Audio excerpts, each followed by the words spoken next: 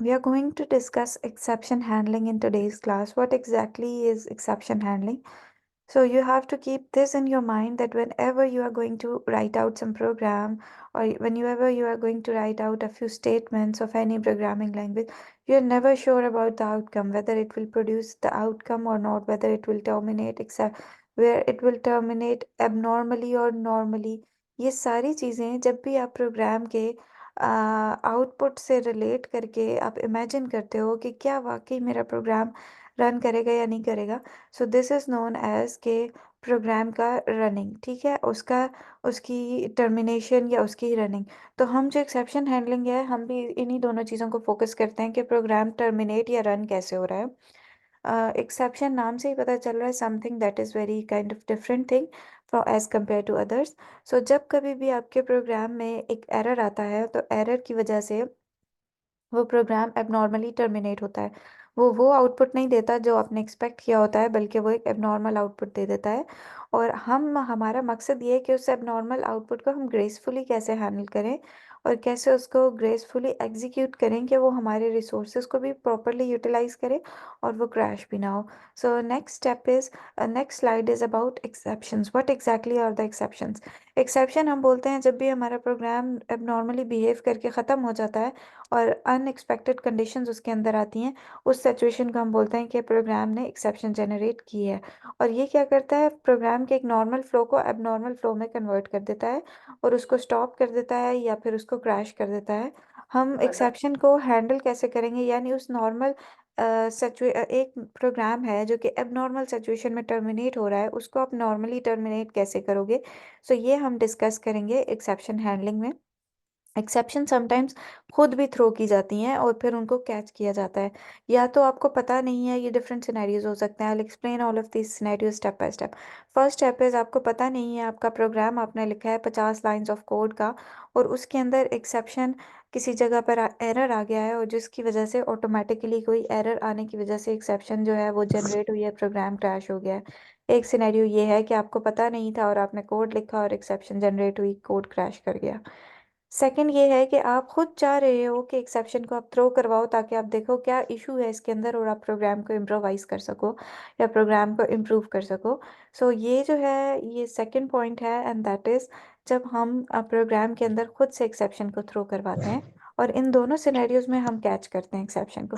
यानी या तो एक्सेप्शन खुद थ्रो हो जाती है या हम उसको थ्रो करवाते हैं। दोनों केसेस में एक्सेप्शन को हैंडल करने का तरीका यही है कि आप उसको कैच करो। अगर मैं आपको एग्जांपल दूं कि ये क्या एग्जांपल से मुराद है, फॉर एग्जांपल मैं आपसे पूछती हूँ, I am going to divide out 100/0, 100 divided by 0, क्या रिजल्ट आएगा?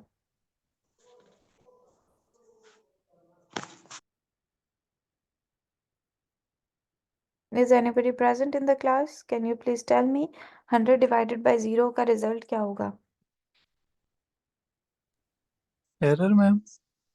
कैसे एरर? मैम 100 को 100। 0 से डिवाइड नहीं कर सकते। एग्जैक्टली मतलब आप किसी भी चीज को 0 से डिवाइड करोगे तो क्या होगा? मैथ्स का रूल क्या कहता है?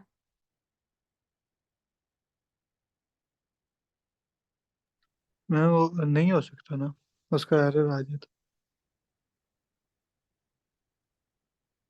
वो मैथ्स का रूल क्या है कि आप 100 किसी वैल्यू को 0 से डिवाइड करो तो क्या होता है? अब मैम जीरो आएगा ना उसमें, 100/0 डिवाइड कर। 0 डिवाइडेड बाय एनीथिंग 0 इन्फिनिटी होता है। आता है मैम, क्या आता है? Infinity. Yes, I was looking for this answer के इनफाइनाइट आंसर आता है। अब इनफाइनाइट को आप मैथ्स में कैसे लिखते हो? मतलब मैथ्स में एक साइन है, लेकिन आप उसको डिफाइन कैसे करते हो? मैं आपसे पूछूं इनफाइनाइट का क्या मतलब है, तो how would you define infinite?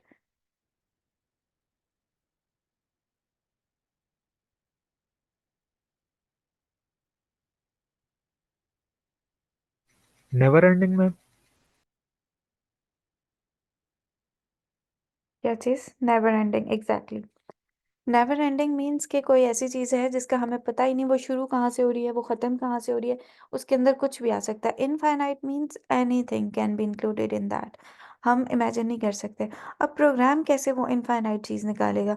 तो प्रोग्राम में जब भी आप ऐसा कोई प्रोग्राम लिखोगे जो डिवाइडेड बाय ज़ीरो होगा, तो वो आपका प्रोग्राम क्रैश कर जाएगा कि सिमुलेटर को या आपके एडिटर को पता ही नहीं चलेगा इनफाइनाइट है क्या, जनरेट कैसे करना है, ये एरर क्या है, एक्सेप्शन क्या होगी।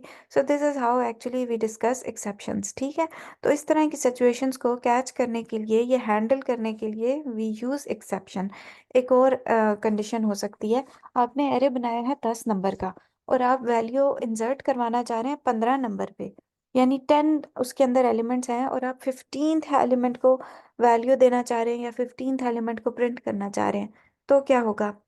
That is another kind of error. उस एरर की वजह से भी आप एक्सेप्शन ही जनरेट करवाओगे। ठीक है, तो फिर उसको कैच करवाओगे। तो ये सारी जो चीज़ें हैं इनको हम डिस्कस करते हैं एक्सेप्शन हैंडलिंग के अंदर। सो एक्सेप्शंस आती कहाँ से हैं? Exceptions normally JVM Java virtual machine से आती हैं, and this is kind of editor जिसके अंदर आप प्रोग्रामिंग कर रहे होते हो, जैसे NetBeans. So Java programs, they can throw the exceptions. Like we can say that they are capable to throw certain kind of exceptions in a particular situations according to the program development or runtime life cycle. So you have to look into various stuff when you're deciding whether this program is going to generate exceptions or not. So mainly there are a lot of kind of exceptions, but mainly we prefer to have runtime exceptions with us. Mainly, we prefer to discuss the stuff that is more relevant to that of runtime exceptions.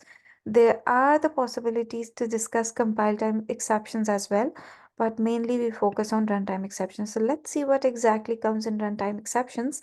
When we discuss an object पहले याद रखें is actually a class. और वो किसकी class है? Throwable की।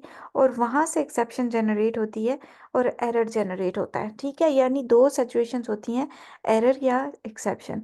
अगर error है तो वो भी ऑब्जेक्ट थ्रोएबल से आएगा, और अगर एक्सेप्शन है तो वो भी ऑब्जेक्ट थ्रोएबल से आएगी। अब इसके अंदर बहुत सारे एक्सेप्शंस है। Class not found exception, simply if you are going to declare a class but you have not yet declared that. You are just planning to have that class declared. You have not just declared it. You are understanding the difference? What I'm trying to convey is, आप सोच रहे हैं आपने कोई class declare करनी है, but अभी तक आपने उस क्लास को डिक्लेयर नहीं किया। सो आपने प्रोग्राम अनइंटेंशनली एग्जीक्यूट कर दिया और उसको वो क्लास मिली ही नहीं, तो वो आपको देगा class not found exception. Common sense की बात है। आप किसी इनपुट या आउटपुट डिवाइस को कॉन्फ़िगर कर रहे हैं और कॉन्फ़िगर करते हुए हो सकता है कि आपने उसको किसी तरह प्रॉपरली कॉन्फ़िगर नहीं किया और उससे जो एरर जनरेट होगा that would be IO exception. ठीक है, या ये तो फिजिकल डिवाइसेस है, या तो आपने कोई भी फाइल इनपुट या आउटपुट करनी है, आपके लैपटॉप में पड़ी है, आप उसको एडिट कर रहे हो, राइट कर रहे हो, रीड कर रहे हो और आप नहीं कर सकते, तब भी वो आईओ एक्सेप्शन जनरेट करेगा। या फिर आपने कोई इनपुट आउटपुट का फंक्शन जैसे system dot out dot println को यूज़ करें और आप उसको as per the mark use नहीं कर रहे और इनपुट आउटपुट से रिलेटेड कोई एरर अकर हो रहा है, तब भी आईओ एक्सेप्शन जनरेट होगी। AWT नॉर्मली ऑट की एक्सेप्शन है, और ये डिफरेंट रैंडम फंक्शंस जब हम यूज़ करते हैं उस टाइम पे कोई भी ग्राफिकल यूज़र इंटरफेस अगर किसी चीज़ को प्रॉपरली कैप्चर नहीं कर पाता तो वो AWT एक्सेप्शन जनरेट करता है। Now the concern exception that we are going to discuss is this runtime exception. This is one of the most important exception और इसी को हम ज़्यादा फोकस भी करते हैं। अरिथमेटिक एक्सेप्शन मैंने जैसे अभी आपको बताया है कि आप डिवाइडेड बाय ज़ीरो करोगे तो वो अरिथमेटिक एक्सेप्शन जनरेट होगी, यानी कोई भी ऐसी exception that is going to deal with maths और with operators, certain kind of mathematical operator, we are going to have it as arithmetic exception. Next is null pointer exception. What exactly do we mean by null pointer exception? For example, we are going to discuss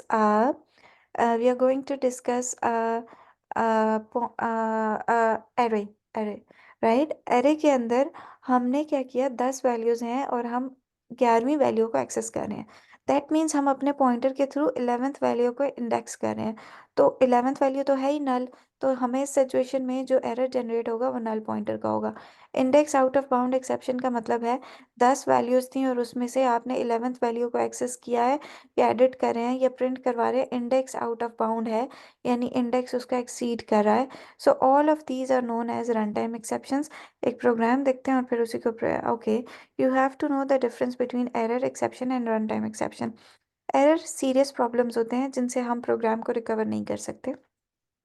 exceptions programme throw खुद भी करती हैं और हम भी throw करते हैं, और इनके थ्रू हम प्रोग्राम को रिकवर भी कर सकते हैं by using set and catch operators. Next is run time exception, और रन टाइम एक्सेप्शन हमेशा इलीगल ऑपरेटर्स की वजह से आती है, यानी आपने कोई इलीगल काम किया हुआ है दैट इज़ रॉन्ग, तो उस वजह से उस वजह से एक्सेप्शन जनरेट होगी। सो एक्सेप्शन थ्रो भी होती है, एक्सेप्शन को आप कैच भी करते हो, और एक्सेप्शन हैंडलर के थ्रू आप उसको कैच करते हो। अभी देखते हैं, ये एक छोटा सा प्रोग्राम है, इसमें जितना भी कोड जो एक्सेप्शन वाला हो सकता है या जिससे एरर आ सकता है और जिससे एरर आप लाना नहीं चाह रहे, आप एक्सेप्शन लेके आना चाह रहे हो, उस सारे कोड को आप कहाँ एंटर कर दोगे, उस सारे कोड को आप ट्राई ब्लॉक में डाल दोगे, और एक्सेप्शन कैच करने वाले कोड को आप कैच ब्लॉक में डाल दोगे। ठीक है, यानी कैच करने के बाद अगर आप कुछ प्रिंट करना चाह रहे हैं, जैसे एरर को आप ये प्रिंट कर दो कि divided by 0 is giving certain kind of exception, तो आप प्रिंटिंग स्टेटमेंट में लिखते हो कि this is the printing statement के एरर जनरेट हो रहा है डिवाइडेड बाय 0 की वजह से और एक्सेप्शन जनरेट हो रही है, यानी इस तरह की कोई भी स्टेटमेंट जो आपने कैच के अंदर करवानी है परफॉर्म या प्रिंट करवानी है, वो आप कैच के अंदर मेंशन कर सकते हो। ऐसे आपको समझ नहीं आएगा जब तक हम एडिटर पर प्रोग्राम नहीं लिखेंगे। सो ये भी आगे हम एडिटर पे प्रोग्राम लिखते हैं, और ये भी आगे जो एक्सेप्शन डिस्कस कर रहे हैं that is divide by 0 exception. उसके बाद है जी फाइनली।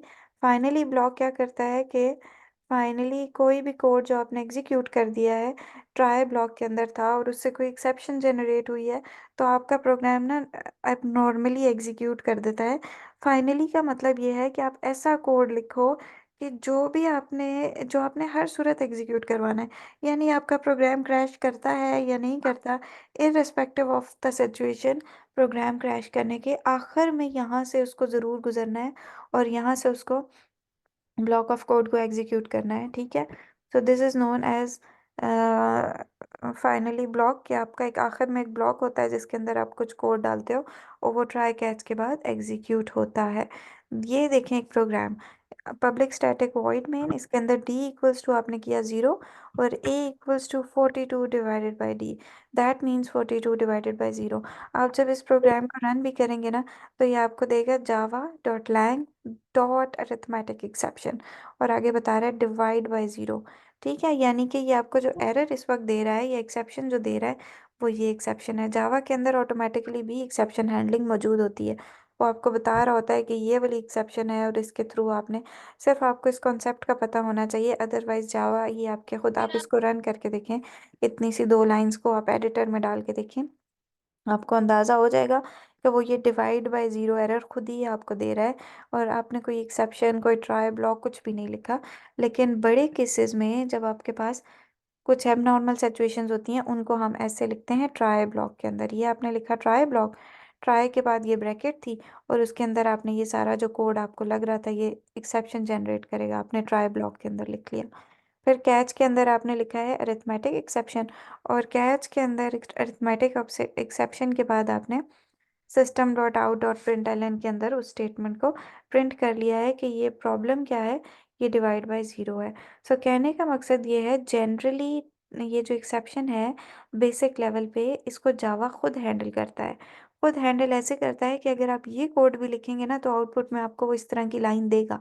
ऑल्दो ये बहुत कस्टमाइज्ड लाइन नहीं है, अगर आप कुछ कस्टमाइज्ड प्रिंट करना चाह रहे हैं तो फिर आप क्या करेंगे, फिर आप ये करेंगे कि जो भी आपने कैच के अंदर करवाना है वो आप कैच के अंदर मेंशन कर दोगे। ठीक है, इसके अलावा बहुत सारी और चीज़ें हैं, मल्टीपल कैच स्टेटमेंट्स यूज़ होती हैं, नेस्टेड ट्राई कैच ब्लॉक्स होते हैं। Now let's go towards your lab session. Lab session के अंदर क्या है कि आपने एक्सेप्शन को देखना है, एक्सेप्शन होती क्या है। एक्सेप्शन डिफरेंट रीजंस की वजह से आ सकती है। फॉर एग्जांपल अगर कोई यूज़र इनवैलिड डेटा एंटर करता है, या फिर एक ऐसी फाइल जो कि आप खोलना चाह रहे हो वो ओपन नहीं हो पा रही, या फिर एक ऐसी नेटवर्क कंडीशन जिसके अंदर आपने कम्युनिकेशन लॉस कर दी है।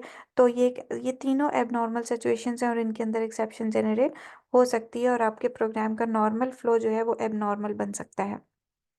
एक्सेप्शन को आप हैंडल कैसे करते हैं? पहला स्टेप तो ये है कि नॉर्मली हम एक्सेप्शन को इग्नोर ही कर देते हैं। अगर आपने इग्नोर नहीं करना, आपने उसको हैंडल करना है, तो फिर हैंडल वहाँ से करना है जहाँ ये अकर होगी। और last step is handle it an another place in the program. Program के अंदर किसी और जगह पे जाके आप इसको हैंडल कर सकते हो। एक्सेप्शन टाइप्स दो तरह की हो सकती हैं, चेक्ड एक्सेप्शंस भी हो सकती हैं, अनचेक्ड एक्सेप्शंस भी हो सकती हैं।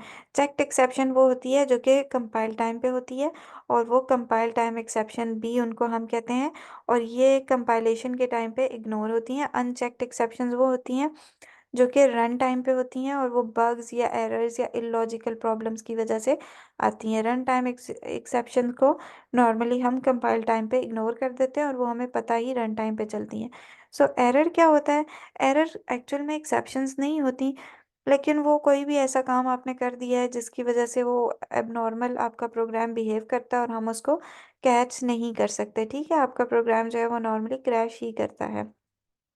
एक्सेप्शंस कब अगर कर सकती हैं? जब आपने अरिथमेटिक एक्सेप्शन यानी डिवाइड बाय ज़ीरो वाला काम किया हो, या फिर आपने नल पॉइंटर यानी कोई ऐसा ऑब्जेक्ट आप एक्सेस कर रहे हैं, कोई ऐसी वैल्यू आप एक्सेस कर रहे हैं, कोई ऐसा एरे का इंडेक्स एक्सेस कर रहे हैं जो एक्चुअल में नल पॉइंटर है, जो एक्चुअल में खाली है, तो वो आपको नल पॉइंटर एक्सेप्शन देगा। या फिर नंबर फॉर्मेट एक्सेप्शन के फॉर्मेट उसका स्ट्रिंग का जो है वो ABC है, और ABC को आप इस तरह अपोस्ट्रोफी पास करने के बजाय पार्सिंग करते हो और डायरेक्टली इंटीजर में पार्स कर देते हो, तो वो आपको नंबर फॉर्मेट एक्सेप्शन दे देता है। इसी तरह इंडेक्स आउट ऑफ बाउंड हमेशा एरे के साथ यूज़ होता है, और एरे के बाहर का इंडेक्स हम एक्सेस कर रहे होते हैं। एक्सेप्शन के बहुत सारे मेथड्स हैं, get message, to string, get cause, लेकिन हम सिर्फ ट्राई और कैच को देखेंगे। ट्राई के अंदर आपने अपना सेट ऑफ कोड जितना भी था वो डालना है, और उसके बाद आपने एक और ब्लॉक लिखना है जिसको कैच के अंदर वो होगा कि एक्सेप्शन जनरेट होगी, तो कैच में जो भी आपने लिखा होगा वो टास्क परफॉर्म होगा। कुछ की टर्म्स हैं जो आपको पता होनी चाहिए। थ्रो यूज़ होता है जब आपने खुद अपनी मर्जी से एक्सेप्शन जनरेट करवानी हो, जब आप देखना चाहते हो कि मैं ये प्रोग्राम लिख रहा हूँ, मैं देखता हूँ इससे क्या एरर आएगा। ठीक है, तो तब आपने थ्रो यूज़ करना है। ट्राई जब आपको पता नहीं है कि एक्सेप्शन आएगी या नहीं आएगी और आपका कोड फॉल्टी है या नहीं, फिर आप उसको ट्राई के अंदर लिख सकते हो। और दोनों केसेस में आपको साथ कैच लिखना पड़ता है। ट्राई में भी अगर आपने कोई डेटा लिखा है तब भी आपको कैच करना पड़ेगा, और अगर आपने एक्सेप्शन थ्रो की है तो थ्रो करने के साथ भी आपको कैच लिखना पड़ेगा। लास्ट चीज़ जो इसमें है वो है फाइनली। फाइनली का मतलब है, ये एक ऑप्शनल स्टेटमेंट है जो कि ट्राई कैच ब्लॉक के बाद यूज़ होती है, और वो ये बताती है कि जो भी इसके अंदर कोड होगा वो हर सूरत एग्जीक्यूट होगा। नॉर्मली ये होता है कि ट्राई को कैच के अंदर का कोड एग्जीक्यूट हो जाता है, उसके बाद वाला सारा कोड इग्नोर हो जाता है, और कैच वाला सारा कोड एग्जीक्यूट होता है। ठीक है, फाइनली ये है कि अगर कैच के बाद भी आप कुछ एग्जीक्यूट करवाना चाह रहे हैं तो आप वो फाइनली के अंदर लिख सकते हैं। अभी यहाँ एक टास्क आपका क्या है? According to general mathematical rule, a number can not be divided by zero as it gives infinity. Write a program that will divide two input numbers by the user. Additionally, the program should use the exception handling code to show exception when the user tries to divide any number by zero. So let's practice it out. हम इसको practice करते हैं। Second task में भी ऐसा ही है कि अगर यूज़र किसी भी फिगर का रेडियस ज़ीरो एंटर कर देता है या लेस देन ज़ीरो एंटर कर देता है, तो वो आपको बताएगा कि दिस इज़ इनकरेक्ट। ठीक है, आपने एक मेन्यू बनाना है जो कि सर्कल, स्क्वायर, रेक्टेंगल और ट्राइंगल को रिप्रेजेंट करेगा, और उसमें अगर आप 1 प्रेस करोगे तो इसका मतलब है कि सर्कल का एरिया कैलकुलेट होगा। 2 इनपुट एंटर करोगे तो मतलब स्क्वायर का एरिया होगा, और 3 का मतलब है रेक्टेंगल का होगा, 4 का मतलब है ट्राइंगल का होगा। अब इसमें एक दो चीज़ें आपने ये देखनी है कि अगर आप यूज़र एंटर कर रहे हैं रेडियस, रेडियस एंटर करते हुए ज़ीरो या फिर ज़ीरो से कम -5 एंटर कर दिया, तो फिर आपको वो प्रोग्राम में प्रॉब्लम देगा। तो हम चलते हैं, एक सिंपल सा प्रोग्राम लिखते हैं एडिटर में। इसी को फ़िलहाल आप कॉपी कर सकते हो, अदरवाइज़ आप अपना भी लिख सकते हो। टाइम शॉर्ट है, मीटिंग ख़त्म होने वाली है, इसलिए हम इस कोड को डायरेक्टली कॉपी करेंगे और फिर I will change the code and then I will explain you. Okay, Java editor open करें।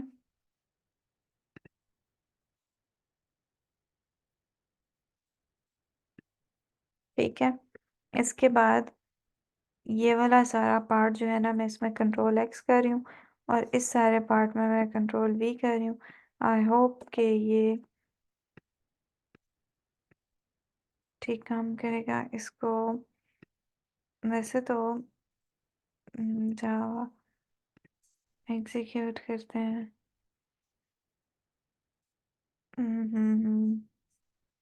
हम हमेशा कोई और यूज़ कर रहे होते हैं, ये वाला एडिटर हम यूज़ ही नहीं करते। चलें यहाँ कोई और एडिटर खोलते हैं, जावा एडिटर। ऑनलाइन कंपाइलर, ये कौन सा वाला है? ये डूडल है, जे डूडल। हम यहाँ से इसको देख लेते हैं। हाँ, हम नॉर्मली भी यही यूज़ करते हैं। ओके, इसके अंदर मैं एक प्रोग्राम लिखती हूँ। इंट खुद ही लिख लेते हैं, इंट डी इक्वल्स टू 43 और इंट बी इक्वल्स टू 0। अभी मैं करती हूँ int C equals to D divided by B. इसको रन करते हैं, देखते हैं क्या आता है। सॉरी, आज ये कुछ गड़बड़ कर रहा है। इसको मैं ऊपर लेके जा रही हूँ और यहाँ इसको रन करके देखते हैं ये क्या करेगा। ये आपको कह रहा है और से पढ़ें।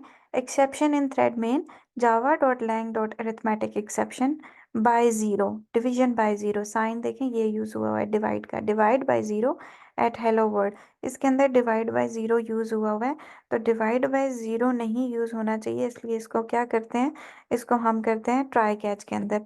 तो मैं इसको कर लूँगी, ये है ट्राई ब्लॉक मेरा, और इसके अंदर सारे का सारा यहाँ तक का कोड ट्राई है। इसके बाद सपोज कोई एक्सेप्शन अगर होती है तो मैं उसे करूँगी एक्सेप्शन ई, और यहाँ मैं उसको ऐसे मेंशन करूँगी। ठीक है, इसके इसके अंदर ना आप बहुत कुछ मेंशन कर सकते हो। इसके अंदर आप simply system dot out dot print L N लिखें और फिर लिखें माय फेवरेट एक्सेप्शन। ठीक है, अब इसको हम रन करते हैं, देखते हैं क्या एरर है। अच्छा, एक्सेप्शन की ना क्लासेस का आपने बड़ा ध्यान रखना है। ये क्लास आपको पता होनी चाहिए, कौन सी एक्सेप्शन जनरेट होगी उसके अकॉर्डिंग की आपने। अगर आपको कुछ सिचुएशन ऐसी है कि आपको एक्सेप्शन की क्लास का नहीं पता ये कौन सी एक्सेप्शन जनरेट करेगा, तो पेरेंट क्लास होती है एक्सेप्शन, आप ये लिख लो। अदरवाइज बेस्ट ये होता है कि जिस तरह की एक्सेप्शन जनरेट हो रही है वो वाला आप एक्सेप्शन का ऑब्जेक्ट इधर पास करो। अभी ये मैंने क्या किया है, जब भी आप कैच लिखते हो ना तो कैच के साथ हमेशा एक बिल्ट इन क्लास है एक्सेप्शन। ठीक है, और उसकी बहुत सारी चाइल्ड क्लासेस हैं जो सारी हमने यहाँ डिस्कस की हैं। ये देखें, ये एक बिल्ट इन क्लास है एक्सेप्शन। इसके आगे क्लास नॉट फाउंड एक्सेप्शन है, रन टाइम एक्सेप्शन है, AWT एक्सेप्शन है। अगर क्लास नॉट फाउंड एक्सेप्शन आपने लिखनी है, फॉर एग्जांपल हमारी अभी अरिथमेटिक एक्सेप्शन थी जो एक्चुअल में जनरेट हो रही थी, मैंने अरिथमेटिक एक्सेप्शन के बजाय सीधा लिख लिया एक्सेप्शन, क्योंकि आई वॉज नॉट श्योर कि कौन सी एक्सेप्शन जनरेट होगी। ठीक है, तो आप एक्सेप्शन भी लिख सकते हो, लेकिन बेस्ट अप्रोच ये होती है कि जो एग्जैक्ट एक्सेप्शन जनरेट होने के चांसेस हैं, आपको अगर नहीं पता कि ये भी जनरेट हो सकती है और वो भी जनरेट हो सकती है, तो फिर आप मल्टीपल एक्सेप्शंस लिख सकते हो। जैसे अब इसकी एग्जैक्ट इस टाइप की एक्सेप्शन की जो एग्जैक्ट पेरेंट क्लास है ना, वो है अरिथमेटिक एक्सेप्शन, जैसे मैंने अभी आपको शो भी किया। तो मैं इधर लिखूंगी अरिथमेटिक एक्सेप्शन, ये बेस्ट अप्रोच है। अगर मुझे नहीं पता कि कौन सी एक्सेप्शन जनरेट होगी, तो मैं क्या करूँ, दो चार तरह की एक्सेप्शन लिख सकती हूँ, यानी ये एक्सेप्शन भी लिख सकती हूँ और फिर मैं ये एक्सेप्शन भी लिख सकती हूँ। Array index out of bound, जैसे हमने अभी इधर देखी है, एग्जैक्ट देख लें कि उसका कौन कौन सा वर्ड बड़ा होगा, कौन सा। जो index out of bounds exception, null pointer exception, यानी बेहतर ये है कि आपको पता हो कौन सी एक्सेप्शन जनरेट होगी, वो आप लिखें इंडेक्स आउट ऑफ, ऑफ का भी ओ बड़ा, बाउंड्स का बी बड़ा, एक्सेप्शन का ई बड़ा। ठीक है, यानी जितनी मर्जी एक्सेप्शंस आप ऐड करना चाहें आप ऐड कर सकते हैं। तो ये कैच है, ये एक कैच है, ये आपका ट्राई है। इसके बाद ना आप फाइनली ब्लॉक लिख सकते हैं। फाइनली का मतलब है जो भी आपने इसके अंदर लिखा है ना, that will be for sure executed, that will be for sure executed. अब इसके अंदर आप